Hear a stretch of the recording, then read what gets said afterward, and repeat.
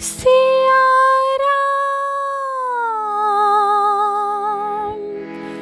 सिया राम, सिया राम,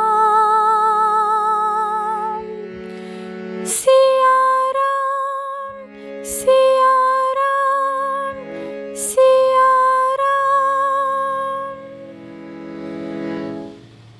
श्रीमद् वाल्मीकि रामायण के बाल कांड का 51वां सर्ग।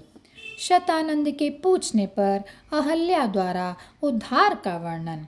परम विद्वान विश्वामित्र जी की बातें सुनकर महातेजस्वी शतानंद ने मुनि श्रेष्ठ विश्वामित्र जी से पूछा, हे मुनिराज, क्या मेरी माता अहल्या मेरे पिताजी से मिल गई? क्या मेरी माता ने पिता के कथनानुसार राम की विधिवत पूजा की थी?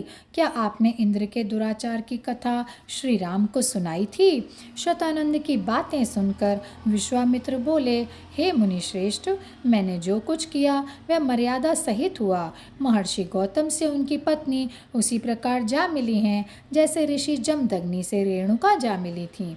विश्वामित्र की यह बात सुनकर महातेजस्वी शतानंद ने श्री राम से कहा, आप विश्वामित्र के साथ यहाँ पधारे, यह मेरा अहोभाग्य है। आप सौभाग्यशाली भी हैं, क्योंकि कुशी नंदन विश्वामित्र आपके रक्षक हैं। उनके बल और स्वरूप का वर्णन आप ध्यान देकर सुने। ये धर्मात्मा राजा गादी के पुत्र हैं। इन्होंने कई हजारों वर्ष तक इस पृथ्वी पर शासन किया। तत्पश्चात एक समय ये एक अक्षौहिणी सेना लेकर पृथ्वी पर विचरने लगे और इस तरह घूमते हुए महर्षि वशिष्ठ के आश्रम पर जा पहुँचे। उनके आश्रम में तप से सिद्ध हुए अनेक महात्मा भरे हुए थे। उनमें से कोई जल पीकर रहते थे तो कोई सूखा पत्ता खाकर। बालखिल्य मुनिगण तथा अन्य महात्मागण आश्रम की शोभा बढ़ाते थे। वह आश्रम ब्रह्मलोक सा दिखाई पड़ता था। और यहीं पर यह अध्याय समाप्त होता है। जय सिया राम, जय सिया राम, जय सिया राम।